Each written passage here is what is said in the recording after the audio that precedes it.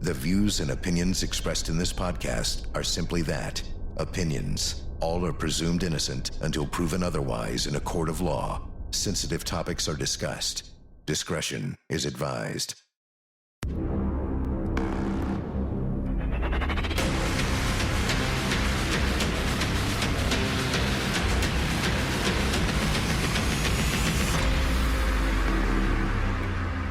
I'm Vinnie Politan, the subject of my investigation, the tragic murders of Keith, Jennifer, Sophia, and Jesse Caneiro, a wonderful family from New Jersey. The accused is Paul Caneiro, Keith's brother, who prosecutors say was stealing money Alec Murdaugh style. Here's the story. The case against Paul Caneiro unfolds like a nightmare born inside a family feud. Prosecutors allege that in April of 2018, Paul drove to his brother Keith's house where he murdered Keith, then killed his wife, then stabbed his children before he set the house on fire. Investigators say the crimes were deliberate, methodical, and fueled by resentment and a conflict between the brothers concerning money. Authorities allege Paul used firearms, accelerants, and careful timing to carry out the attacks, then attempted to destroy evidence by igniting the home. The fire initially masked the murders, but the autopsies revealed much more.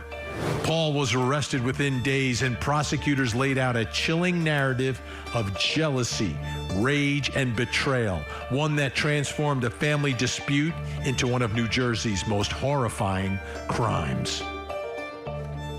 Remember, in this case, two fires we're talking about. The first one allegedly set by Paul Caneiro at his brother's house after the quadruple murder. Then there's the fire at his own house about 20 minutes away in another town. His fire allegedly set subsequently, but that is the one where firefighters respond to first. Let's bring in Court TV field reporter Cody Thomas. And Cody, the firefighters who were at Paul Caneiro's house are asking him about his hand. What do we know about it? Well, Vinny, what we do know is that he injured it at some point, but the observations of the fire personnel on the scene and what Paul Caneiro says actually happened seem to differ a little bit. So let's go ahead and take a look at images of Paul Caneiro's left hand showing the injury. You see it there, Vinny. Paul says he hit his hand on a door. But again, there's a fire at his home. Firefighters were asking him whether the hand was burned. Now, these pictures were taken sometime between 7:30 and 8 p.m. Later that day in the evening, so about roughly 16 hours or so after the alleged murders took place. Take a listen to an officer testifying about the photos of this injury. Detective, what are we looking at here? Who are we looking at? That is a photograph of the defendant. Okay, and specifically, I'm going to draw your attention to his left hand there. Okay, and is that what you had referred to earlier when you indicated you saw some sort of injury? Yes. Okay. Can we move to the next slide, please? Maybe slide 4, I believe. Okay, and what are we looking at here? That's just a more close-up picture of his left hand and the injury. Did you get to make observations? I think you said you did, of the injury earlier while you were at the scene? Yes. Okay. Is there any difference in the way it looked from the time you were at the scene until these pictures were taken? The swelling had increased by the time I took this picture. And now we can move on to the last slide, 5. And what are we looking at here? Picture of the defendant's left hand. It's just closer up? Closer version of it, yes. Okay, thank you. What happens at about 12:15 a.m. now on that next day, 11/21/18? The defendant was charged with 1 count of arson. Was anything done with the defendant's clothes that he was wearing? They were secured as evidence by Detective Kettle. And was anything done with his cell phone? That was also secured as evidence. And Vinny, also take a listen to what the fire marshal had to say about his conversation with Paul that day as well. Take a listen. I was told that he burned his hands, so I asked, he burned his hands? He just said no, I hit him on the door when he was going through the front door. What specifically did Mr. Caneiro say to you about his hand? He said he hit his hand on the front door. Through it. I'm sorry? When he was walking through. Okay. So, Vinny, judgment will be in the eye of the beholder, of course. There's a fire at his home. Fire personnel are asking if he burned his hand. He says he hit his hand on a door. We see the image there. It looks sort of like a puncture wound, but we'll have to see how the jury takes that picture in. Absolutely, but significant, important. Cody's going to be with us the whole hour. And that brings us to the first question in our investigation. What do the hand photos prove? Going to need some help with this one. Joining me, board-certified forensic pathologist Dr. Priya Banerjee is with us, and criminal defense attorney and host of the Defense Diaries podcast, Bob Mata, is with us. All right, Dr. Banerjee, I'll begin with you. You take a look at those photos. What do you see? Is it consistent with banging a hand? Is it consistent with a burn? What do you make of it? You know, I think my first thought was, wow, there's a lot of swelling on that hand. There's a lot of red discoloration. So within that back of the hand, like Cody was saying, it almost looks like a puncture wound. Now, we have to think about what the backstory is, right? Did he stab himself while hurting others? Now, and after that, did he touch a hot surface to get the redness? Is that just bruising? But even from a distance, look how rounded that hand looks. It almost looks like, sounds silly, but when you blow up a glove, a medical glove, and it sort of is rounded and the fingers look tight. Do you see that? That it looks like he can't bend it out of pain and tightness. And the amount of redness on the fingers is really remarkable. And in the distance, you can see is what I would call his more normal right hand, although I haven't seen other pictures of it. This is really worrisome. And you can see a lot of redness around those one or two central sort of dark areas. Again, could it be a stab wound? Could it be blunt force injury, like hitting something? But then there's marked redness and what we call erythema associated with the skin. So this is 16 hours after the fire is started at his brother's house, and maybe 12 hours or so, or maybe a little less, the fire at his own house. How does that work into the equation if he suffered that injury 12 to 16 hours prior to that photo? Right. So again, the swelling is going to develop. The redness is going to develop. Any bruising could develop. Now, if it's any components of burn, you have to remember that the degree of the burn. So we grade burns like first, second, third degree, how deep they are, whether they'll be like just redness, like a sunburn, or if it'll be blistering, or even like, black discoloration, that would be much deeper. So maybe we could see some blistering. Again, I think the amount of damage to the back of the hand, especially from a distance, is really appreciable. There's that central area of abrasion or puncture, then there's surrounding redness, but even in the paler areas of the hand, it just looks very tight and painful. You can see him sort of having those fingers, they almost look a little sausage-like because they're swollen. He can't easily bend them into a fist. All right, Bob Mata. So what do these photos prove inside of a courtroom where you spend many, many hours? Well, I think I'd like to play prosecutor, surprisingly, first. I think, and I would like our esteemed colleague here to chime in on my theory. What it looks like to me is a puncture wound on the top of the hand with the bruising surrounding it. We know for a fact that both of the kids were stabbed many, many, many times. The sister-in-law was also stabbed multiple times. To me, it seems consistent with, and doctor, when you're involved in a knife fight or you're trying to keep a victim under control, you're typically using your offhand, the weapons in your other hand. And to me, it seems consistent almost with the butt or the handle of the knife striking the top of his hand while he was trying to control one of the victims. That's what it feels like. It looks like to me. It certainly doesn't look like a burn in any way, shape, or form. To me, if I'm the defense, I'm probably arguing he was panicked. He was in his house. He's trying to move things around. I think you said it hit the door, baby. It hit the door. Yeah, I mean, that's what he said. If I was his lawyer, I would have said, well, I wish you wouldn't have said that because it doesn't really look like you hit a door handle or a doorknob with it. But, I mean, if you're stuck with that, if you're the defense, I guess you're stuck with it. But if I'm the prosecutor, I'm really trying to kind of like frame it the way that I think that it should be framed, which is it looks very consistent with the butt or the handle of the knife striking his hand during the attacks on the kids and his sister-in-law. Dr. Banerjee, would there be any way to a reasonable degree of scientific certainty to offer an opinion in a courtroom to that just based on pictures, or is more needed for an expert to do that? Well, I agree with counsel here that I'm very suspicious that those marks or puncture. Now, there's redness around it that can be explained by bruising. Now, my concern is when I've seen that, let's say, as a defensive injury, although this looks like, the assailant, but on any injury, if you will, I have a hard time explaining the degree of swelling and the redness of the fingers. That's what gets me. Is there a superimposed injury, like a heat injury on top of a stab wound? And this is getting a little bit beyond me in the sense I don't treat living patients, but is there sort of superimposed injuries, or he got scalded by a fire after he had that stab wound injury?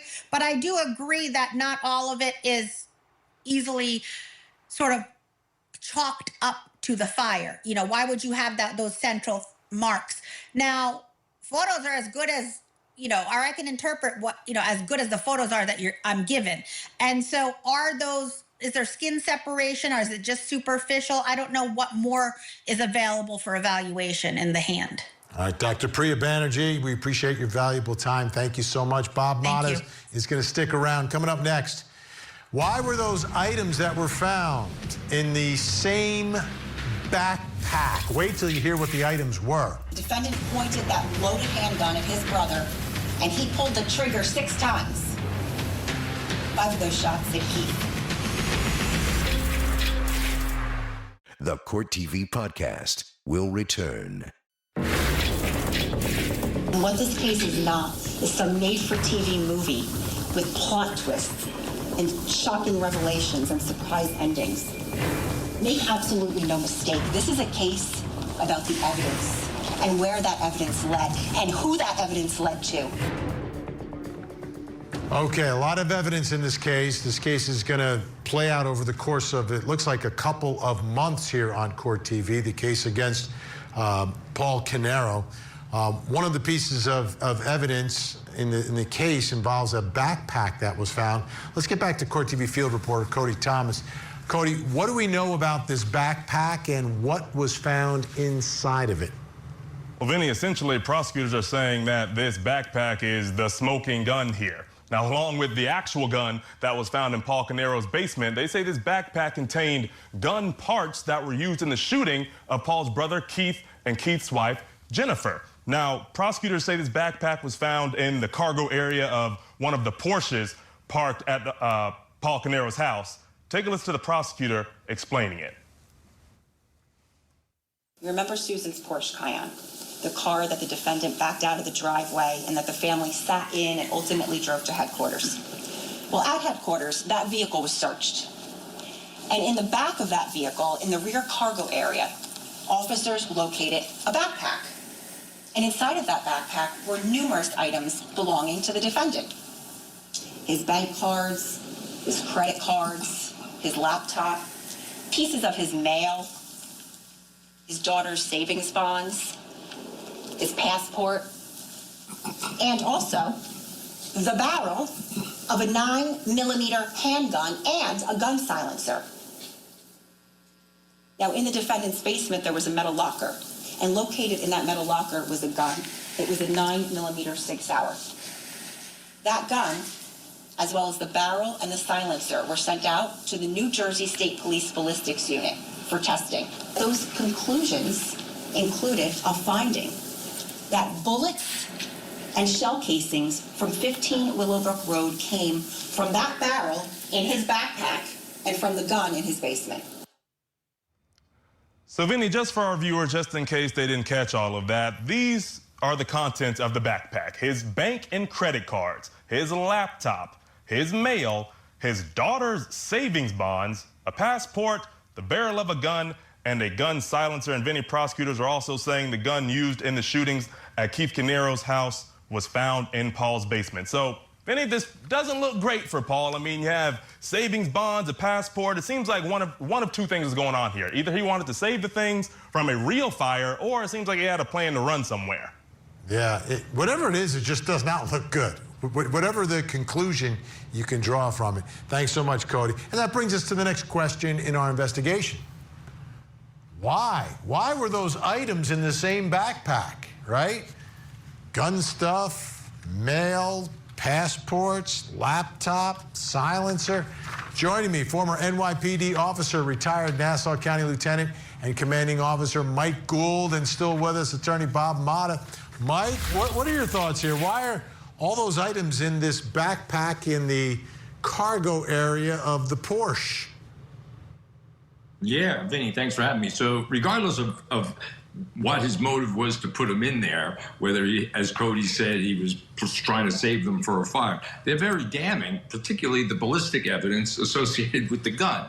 So, yeah, this is pretty powerful evidence. You know, the passport, the savings bonds, and all of those things are not quite as compelling. But you have a silencer that matches the gun that's found in his house that is connected to the shooting. I mean, that's pretty compelling evidence. Yeah, Bob, what story is this backpack telling us? It's not a good one, Vinny. It's not a good one. And you know, I just want to remind our beautiful viewers that it's always the defendant's choice to go to trial. It's not the attorney's.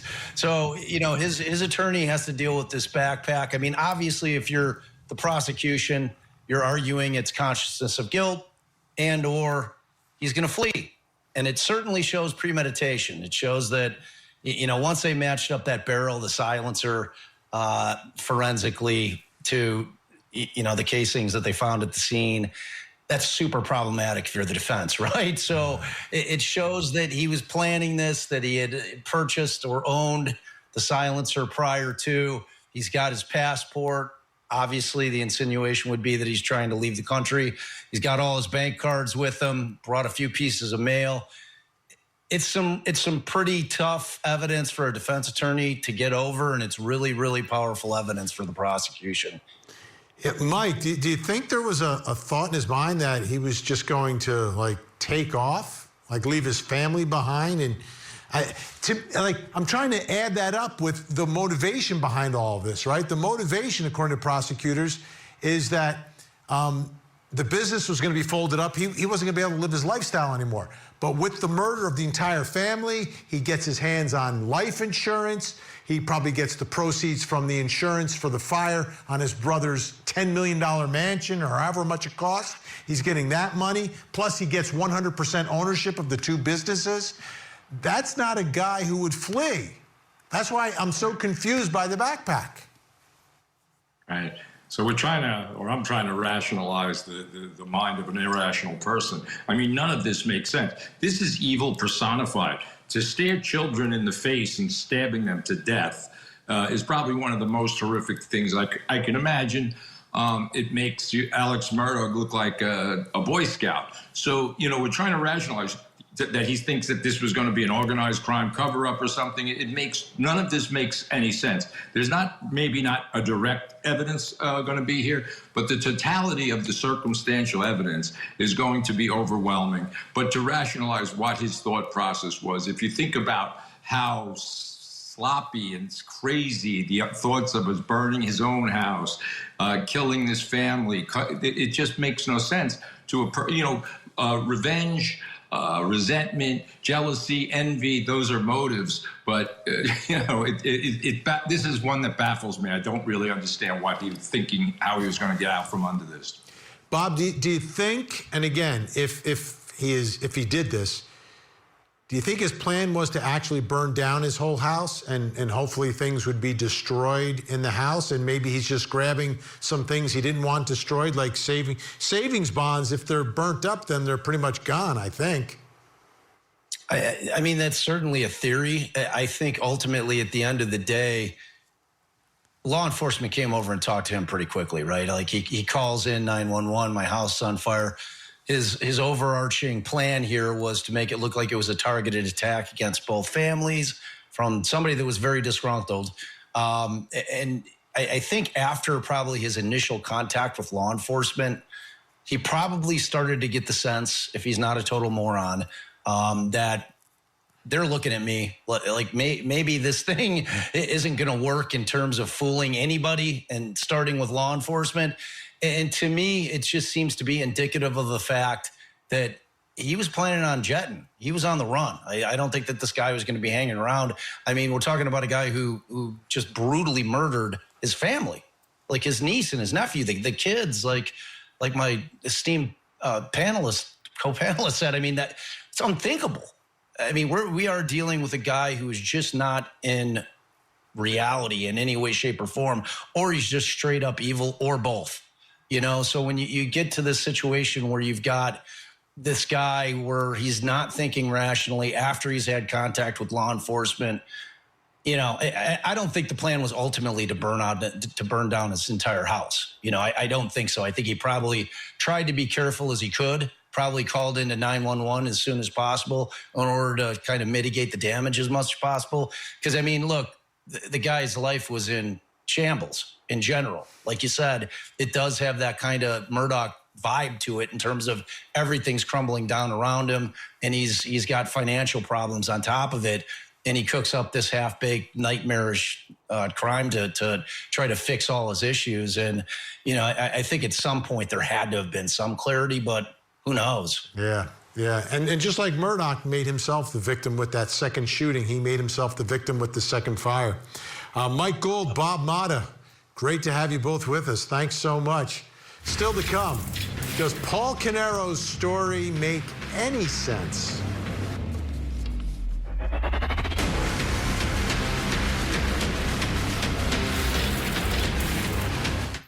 Now, back to the Court TV podcast.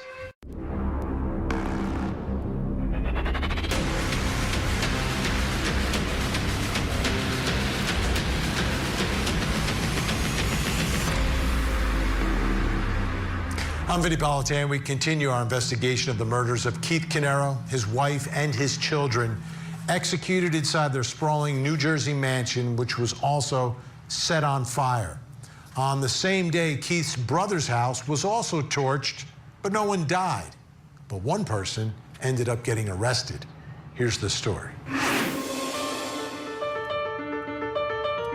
What began as a strained sibling relationship ended in catastrophic violence, prosecutors allege. Paul Caneiro is accused of traveling to his brother Keith's home, shooting him, murdering his wife Jennifer and their two children before setting the house on fire. Investigators say the fire was meant to erase the crime, but instead revealed it. Firefighters discovered the family inside, and medical examiners later determined the victims were dead before the flames consumed the house. Authorities point to a long history of tension, financial disputes, and allegations of theft. Prosecutors allege Caneiro acted alone, carefully planning the attacks in advance. The case shocked the Colts Neck, New Jersey community and stunned the nation, raising disturbing questions about how money issues inside a family can allegedly escalate into unthinkable violence. It's taken a long time for this case to get to trial. That happens in the state where I practice, New Jersey. It takes a little bit longer. This one, a real long time. There was a lot of litigation, but not a ton of information was made public about statements, etc. So each day of this trial, we're learning more and more of the facts and some of the things and evidence in the case and reports, etc. Let's bring back in Court TV field reporter Cody Thomas. Now we're hearing from some witnesses who spoke with the defendant, Paul Caneiro. What was he telling them? Well, Vinnie, Paul was trying to keep his story as coherent and believable as possible, of course. And we begin with a phone call, Vinnie, between Paul and Keith the night before the murders. Now, we know that he and Keith Caneiro spoke on the phone the night before, and Keith gave him a deadline to get him some financial information for accounts that weren't adding up with their businesses. Now, this call was played in court. It's video from Keith's home surveillance, but we do not hear Paul's side of the conversation. Take a listen. I need it. Give me the login, Paul. Give me the login, Paul. An hour or two. An hour or two, Paul. 7:30 o'clock. Now, Vinny, after Paul and his family get out and escape the fire marshal at the time asked Paul to run through what he had done the previous night through that morning. Take a listen to this. I went to bed around 6, upstairs in the spare bedroom. About 11 o'clock, he came down to take some medicine. Then he went back upstairs. At some point during that night, he came back downstairs to work on the computer, and then he went back upstairs. I said he woke up to the smoke alarms, and he ran to the master bedroom to get his wife, and then the other bedrooms to get the girls out. And they all went downstairs out the garage. Now, here, Vinny, we actually see and hear Paul Caneiro speaking on body cam. Now, this is after fire crews have started working on the fire. An officer approaches Paul and his daughter and asks them questions about the home surveillance system. Take a listen.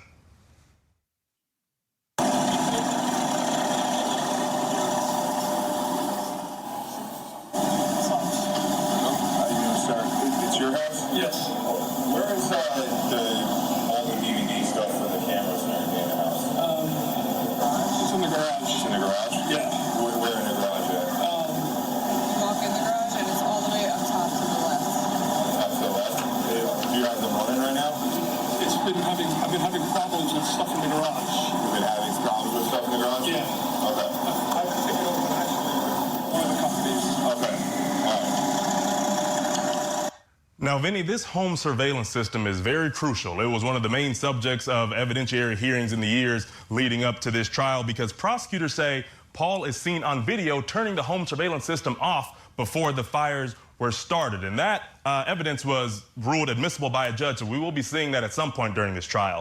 Now, the fire marshal at the time testified that Paul told him about his gas cans at his home and their locations. Take a listen. Did you ask him if he was aware of the gas can by the garage? I did. What was his response? He said he was not aware of the gas can. Did you ask him if he owned any gas cans? I did. What was his response? I had 5 or 6. Did he say where? The shed. Okay. Did you ask him anything else about the shed? I asked him when the last time he was in the shed, and he couldn't remember. Now, Vinny, the issue with those responses is investigators found this gas can in the garage right near where they believe someone started one of the fires at the home that night. Now, a neighbor also testified about speaking with Paul, and he gives an interesting observation as well. Take a listen. At any point in time, did you have conversations specifically with Paul Caneiro that morning? Yes. And tell us about the conversation. Why were you talking? I walked down and I spoke to him and the girls, and I asked them, how they were doing, and Paul was a little nervous. He was kind of upset, which I kind of thought was just the fire, and he remarked to me that he was scared that he almost lost his wife with the fire. Just to clarify, was he emotional? Yes. Did he say anything to you about how the fire started or anything along those lines? Nothing like that. And Vinny, of course, we have gone over Paul's left hand injury and how firefighters questioned whether this was a burn injury, but he told them no, that he hit his hand on a door while trying to escape the fire. So, Vinny, some differing narratives here, some differing conflicting narratives. We'll just have to wait and see how a jury digests all this different witness testimony. Yeah, basically saying he's home all night, gets awakened by the smoke alarm and saves his family, but in the interim bangs his hand against the door. All right, that brings us to the next question in our investigation. Does Paul Caneiro's story make any sense? Let's bring in our guest. Joining me, trial attorney Matthew Barhoma is with us, and host of the Pascal Show. Pascal is here. All right, Pascal, what are your thoughts about Paul Caneiro's version of events, his story so far that we're getting from his mouth and through other witnesses? Well, I got to be honest. He must still be on fire because liar, liar, pants on fire. Okay. Honestly, let's be real. He did this whole thing. He put this whole thing together, then try to make it seem like he's some sort of hero at the end of it. When you have all these pieces of evidence pointing right at him. And then the fact that he said that, oh yeah, I was having issues with the garage where the DVD is that records all the surveillance footage. What kind of issues was he having over there? None of this is making any sense. It's absolutely sloppy. He is, in my personal opinion, a dumb criminal. Thank God he's a dumb criminal. And I guess justice is going to be served here very soon. Well, it may take a little while, though. It's New Jersey. Yeah. We take our time with our trials. Matthew Barhoma, what are your thoughts here about Paul Caneiro's story? It's coming in through other witnesses. Some of it is his own words on video. Is he locked into this story? Is the defense locked into it? And does it make any sense? His story, the short answer is no. The story doesn't make a lot of sense. But the beauty of criminal defense and where he's standing is he doesn't have to provide the most sensible story. It's whether the state could prove beyond a reasonable doubt that his story is false. Okay? And in a criminal case, the defendant, his story doesn't have to be perfectly logical. So he could kind of try and maneuver and backtrack.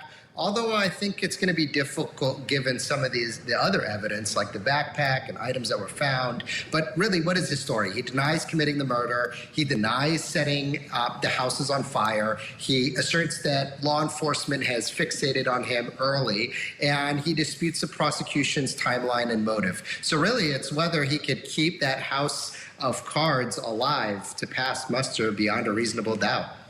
Yeah, a big part of it, Pascal, is just saying where he was that night, because prosecutors are going to attempt to prove that he is over at his brother's house, which is 20 minutes away, where he's saying, well, I'm sleeping in the spare bedroom. I do some work on the laptop, and then I get some medicine, and I go to sleep, and then the fire alarm goes off. Very different. Very, very, very different accounts. And if that white Porsche is seen anywhere other than in the driveway, he's got problems. Absolutely. He has not really thought this whole crime out. Even though it is clearly premeditated, he didn't think about all the nuanced things. The devil is in the details here. And for sure, it's all slipping right now. So, like I said, this should be an open shut case in my personal opinion, but I get they got to do their due process. Oh, yeah.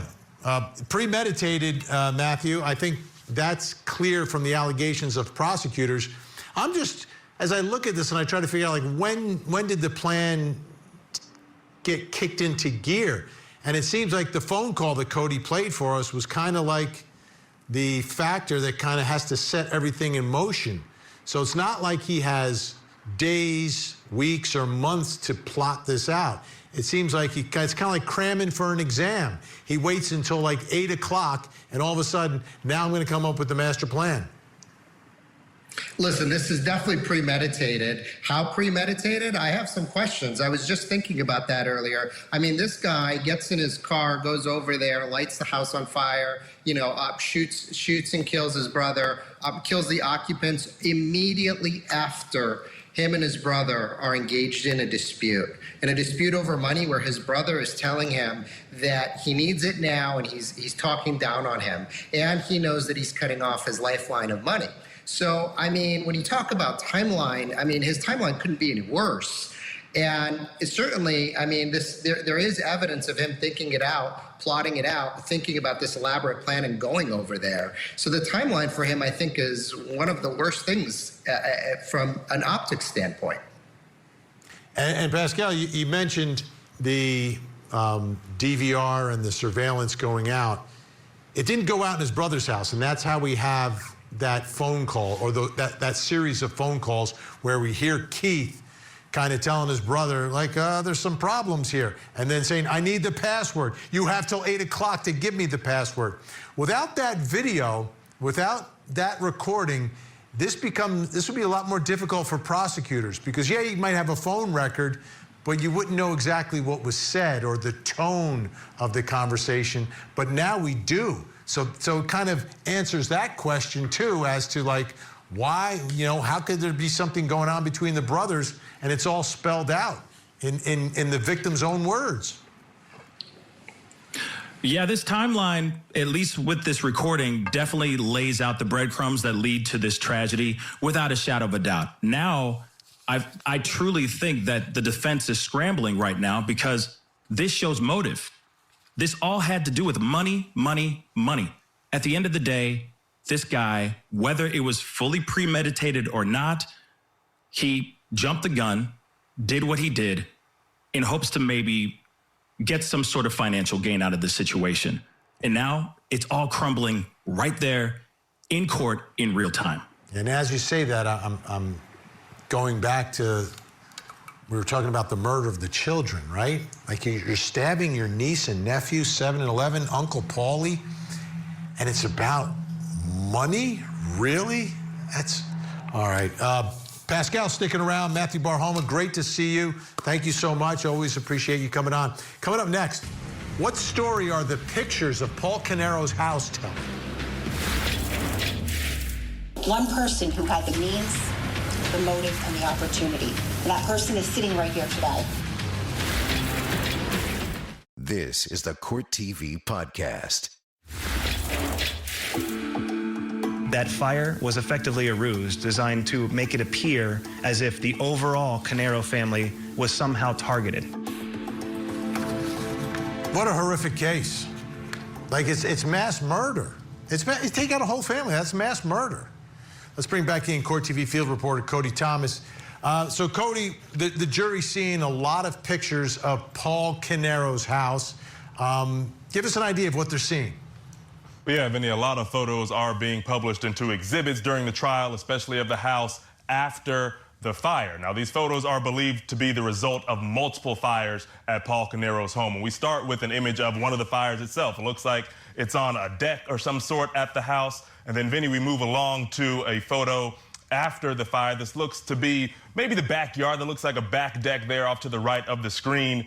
And then, Vinny, we have another one on the outside of the house, another photo. This seems to be, somewhere on the house, looking like it's looking towards some sort of crawl space, maybe a vent going into the basement of the house. And then, Vinny, we have a photo of inside the house as well. You see some fire damage towards the roof up there and around the window frame there.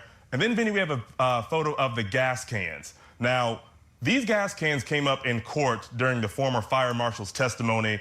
He said he asked Paul about a gas can that was documented in the garage, but he says Paul told him he was unaware of this particular gas can. Take a listen. You wanted to know if that gas can was his or not, and then did you show him the gas can and say, hey, is this yours? No. Okay. So that would have been one way to find out if it was his gas can, correct? I asked that question because if he didn't own any gas cans and there was a gas can, that would be something that would raise a flag for me. The fact that he owned a gas can and he owned 5 or 6 of them, and by the garage door was also not something that raised a flag to me. But Vinny, not being aware of a gas can could pose a red flag because even though he told the marshal that he had 5 or 6 other gas cans in his shed, why was this one particular gas can out by the garage after these fires took place? Questions that still need answers.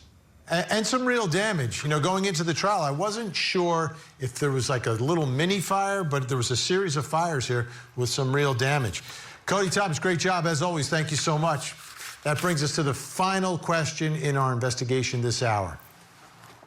What story are the pictures of Paul Caneiro's house telling? Joining me, criminal defense attorney, former prosecutor Randy Zellin, and still with me, host of the Pascal Show, Pascal. All right, Randy, what story are these photos of the home telling you? Well, certainly having tried 1 or 2 arson cases in my time, I have sat there squirming in my chair listening to an arson expert, whether it's a fire marshal or a member of a fire department, explaining to a jury the difference between seeing where a fire starts and then being able to trace the travel from the start, as opposed to an instance where there are multiple points where the fire starts. An expert is able to tell where a fire starts. So think of it. a fire with one origin point as opposed to a fire with multiple origin points? Common sense. Which is likely to be the product of an arson? Answer, where there are multiple origin points for the fire to begin. So what those pictures tell me, and as your show has very eloquently explained, multiple points of origin are consistent with someone walking around starting a fire in different places of the house. Pascal, what story are you taking away from these photos? To me, it looks like an act of pure desperation. He grabbed the canister and just started spreading gasoline anywhere and everywhere he could. I think he was a nervous wreck after all of what he had just done before, and of course, trying to do everything he can to cover this whole thing up. Like this is like a scene from The Sopranos or something like from Goodfellas or something like that, right? So I think that he was not thinking thoroughly and just was very sporadic, very nervous, very, very much concerned about trying to cover up the crimes that he has already committed. Yeah, the Sopranos reference might be something that would resonate with the New Jersey jury, right? There you go. Randy, let me ask you, I guess now you've established that it's clearly arson. His brother's house is torched. How difficult will it be for the defense to try to say someone else did it? The essence of every great trial lawyer is the ability to tell a great story, because ultimately those 12 people in the box are going to gravitate towards the story that makes sense. And unfortunately for the defendant here, whether you want to claim that the man in the moon came down and did this and flew back up, where we see the defense saying someone else, some unnamed, unknown person could have done it, that law enforcement is at fault for not investigating someone else. Here, there's a slightly different nuance because the defense is suggesting that there is another brother who could be responsible for this. The problem is there's no evidence to point to anyone else having a motive. And let's all keep in mind, and again, your show does a great job of explaining this to your viewers. Yep. A prosecutor does not have to explain motive. Randy, we ran out of time. Randy Zellin, great to see you. Pascal, awesome as always. Check him out on YouTube. Unbelievable true crime show. All right. The old money is the root of all evil saying seems to be right in line with the prosecution is saying in this case. Money and an ability to sustain a lifestyle was more important to Paul Caneiro than the lives of his brother, sister-in-law, niece, and nephew. Doesn't get much worse than that. That's cold, that's evil. And my guess, the jury won't respond well to it. I'm Vinnie Politan. We'll keep digging for the answers as the investigation continues.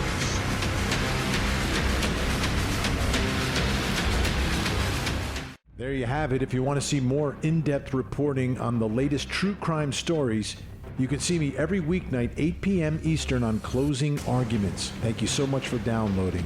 And as always, please don't forget to hug the kids. This podcast is a production of Court TV. Go to CourtTV.com for more content, trials on demand, and to find out how to watch Court TV in your area.